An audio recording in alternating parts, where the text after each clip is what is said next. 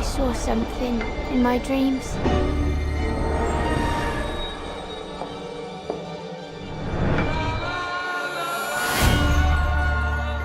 There was a girl.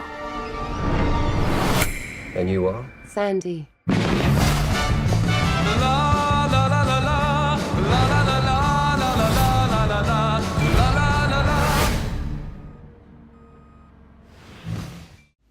All right, last night in Soho. All right, so Edgar Wright made a horror film. That's shocking. And it's not comedic like Shaun of the Dead is.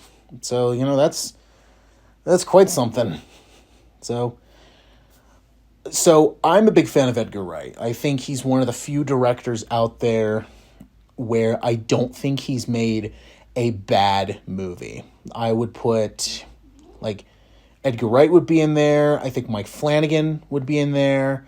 If you want to, Christopher Nolan would be in there, where I'm like, I haven't seen a bad movie from them. Maybe some of their movies can be a little hit and miss, but overall it's not bad. So Christopher Nolan.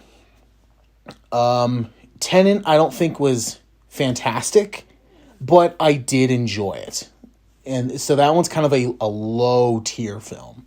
For Edgar Wright, I would say probably The World's End. While I still think it's a really good movie, that one was kind of a lower tier film for me.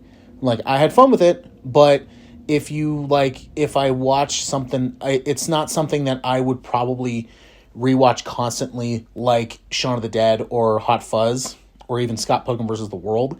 It would be something where I'm like, you know what, if I wanted to watch it, I'd watch it. Or if I show it to someone, I'd show it to them.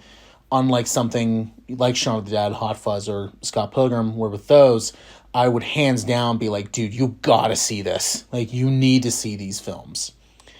So World's End would kind of be on the lower one. It's just yeah, dude, you see it, and it's pretty good. But compared to these other films, to me, it's a lower grade. It's a lower tier. But besides that, I also love how Edgar Wright, he's done movies in a lot of different genres. Like Shaun of the Dead, that's a horror comedy. In Hot Fuzz, that is action. It's cop buddy action film. World's End, that is a science fiction film. Scott Pilgrim vs. the World, that is a video game comic book style film. And then with Baby Driver, that's another action film, but it's more like a stunt drive action film. He did the Sparks Brothers, which is a documentary, and then with this, it's you just did a full on no comedic horror film. All right, let's see how this goes. So last night in Soho, it's about a up-and-coming costume designer who goes to Soho to learn more about creating costumes. But in her dreams, she ends up inhabiting the body of Anya Taylor-Joy, who is an up-and-coming talent in the 1960s. So it very much feels like a time travel film with supernatural elements and tints to it. And I will say this right off the bat, both Anya Taylor-Joy and Thomasin McKenzie, they're really good. They're, you see their presence on screen, but really do they not interact with each other because they're technically not together. It does a really good job. It's very cool how they're able to switch between the two of them and not make it super goofy or overly done or even complicated. So it's really smart the way they do it, and it's really cool. Some of the methods they do is just really cool. So I love stuff where it's a person is looking in a mirror, but the mirror version of them, it looks very different. With this, it's that, where it's you could be, from Mackenzie's point of view, we see her, but in the mirror, she sees, Taylor-Joy. And the Taylor-Joy, it could be the other way around. but in actuality, it's it's McKenzie. Like I said, McKenzie inhabiting the body of Taylor Joy. So the movie does a really, really, really good job with it. Something I do feel is a little underlooked that I haven't seen a lot of people talk about is the costuming. The costuming is really well done. I mean, just from the 60s alone, that looks incredible. Like, the amount of costumes that they made for this, it's like every time we see, like Taylor Joy, or we just go back to the 60s, it's just, just completely, it's just completely like unique the way that, the costuming looks. It's just really cool. And I really love how they basically gave almost like the costume department like free range, just go nuts. Make it 60s, but go nuts. Like have free range. And it's really cool. I haven't seen a lot of people talk about that. And I wanted to bring that up because that's one of my favorite things about the film was the costuming. And I also love the set design as well. The fact they were able to make it look like you were in the 60s is really cool. And it's just really, really unique. And, I love supernatural stuff, and I do like time travel stuff, but the problem with time travel is that it's an easy rabbit hole to fall down. The second you introduce something, it's then, well, why didn't this happen? Why didn't you do this? This one, the time travel thing, you kind of forget it's there because it's more of a supernatural time travel. It's not like Back to the Future or like even like Hot Tub Time Machine, where it's a literal time machine.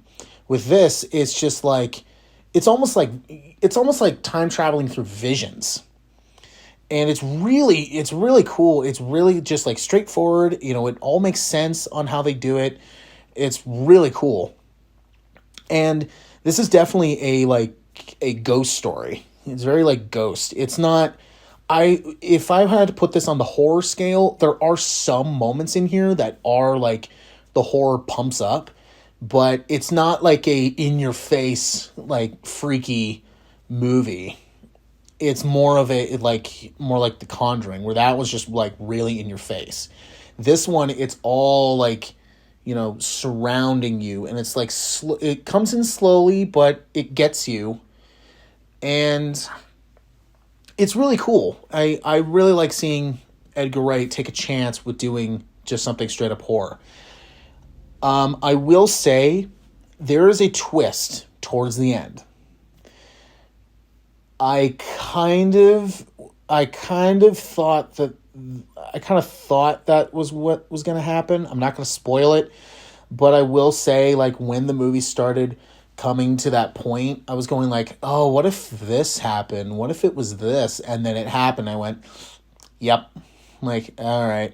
But I showed this movie to family, and that part got them. Like, they weren't expecting that. So I'm like, okay, maybe I got it, but to everybody else, they're like, all right, that was pretty cool. I didn't see that coming. So I was like, all right, that's cool. So I wouldn't give that a knock.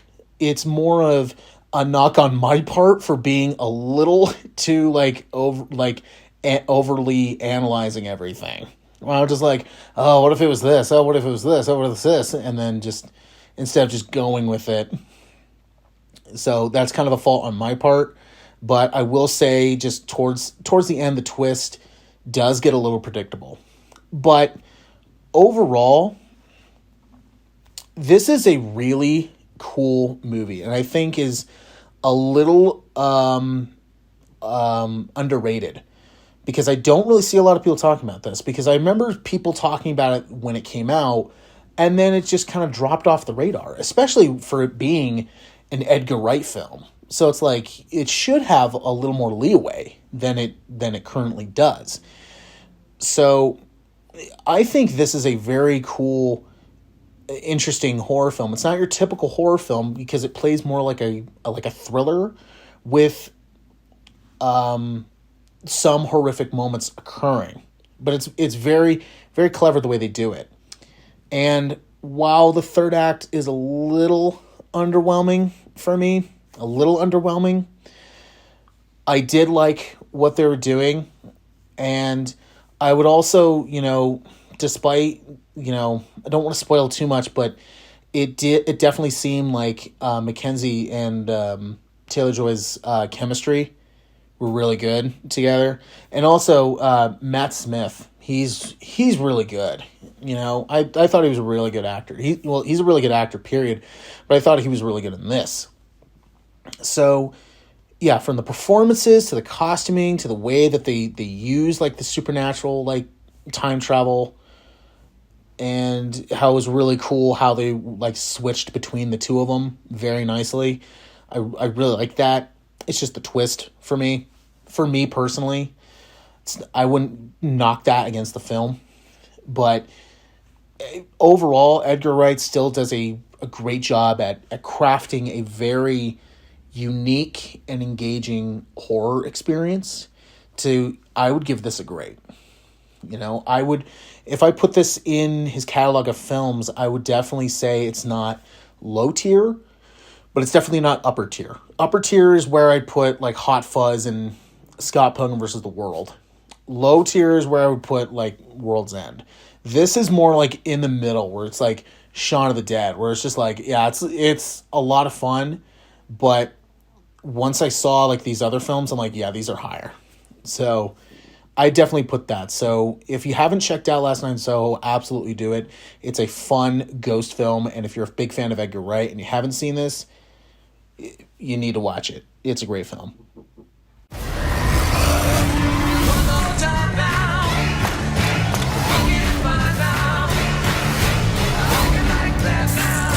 Where are you going? I know what you did. I've done a lot of things. You're gonna have to be more specific, love. You can't save me.